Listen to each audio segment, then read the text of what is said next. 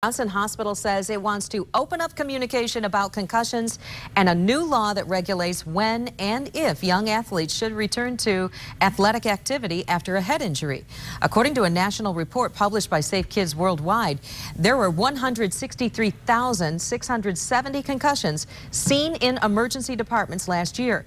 Almost half of them involved children ages 12 to 15. I want to turn it over right now to Brian Sterling for more. And Sue, we're joined in studio with Jeff Wilson, an athletic trainer with Bronson Hospital and manager of the hospital's high school and collegiate trainer network. They're hosting a couple of concussion discussions this week. Jeff, thanks for coming in. We appreciate it.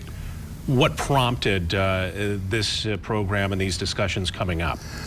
Well, not to go deep into the legislated law that went into effect here in the state of Michigan for concussion at the end of June, but in that, the education piece is a key factor. The state board of medicine wants parents, student athletes, coaches to be aware of what a concussion is, what then to do about it, and just information that we're going to communicate at these discussions this week will help facilitate that for these parents, coaches, and student athletes. What do you think the most important thing that parents and coaches should be concerned with as we start football season and concussions? What should they be looking out for, and how important is it to establish kind of a baseline test to determine if indeed an athlete's been hurt?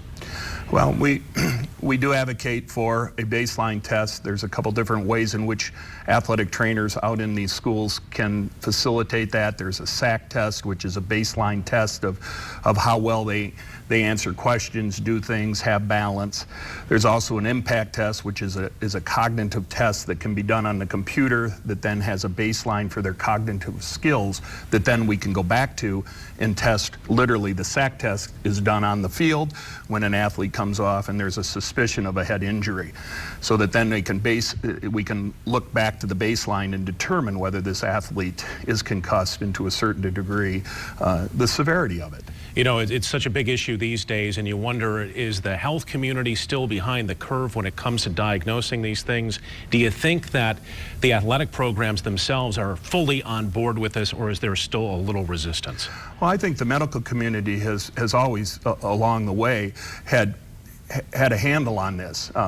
We've known for many years that this happens, and we used to grade them, but the grading system really didn't mean anything. You're either concussed or you're not. And there's some 17 signs and symptoms that both the athlete will exhibit towards you and I as adults, as parents, and or to coaches, and then also what they will sense and feel themselves. The key factor is that when any one of or many of those is felt by the student athlete, they have to let people know. Yeah. And they need to identify that. They need not be thinking that they're less than best, or they're soft, they're not tough, because yeah, they're not tough, or they just got their bell rung, or no, right then that has to be dealt with so that they can be handled in an appropriate way, both from seeing a doctor to then a gradual return to play. And we have a stepwise system that we use to do that. It's their health and it's their future. That's why it's so important. Jeff Wilson, thanks for coming in tonight. We appreciate it with Bronson.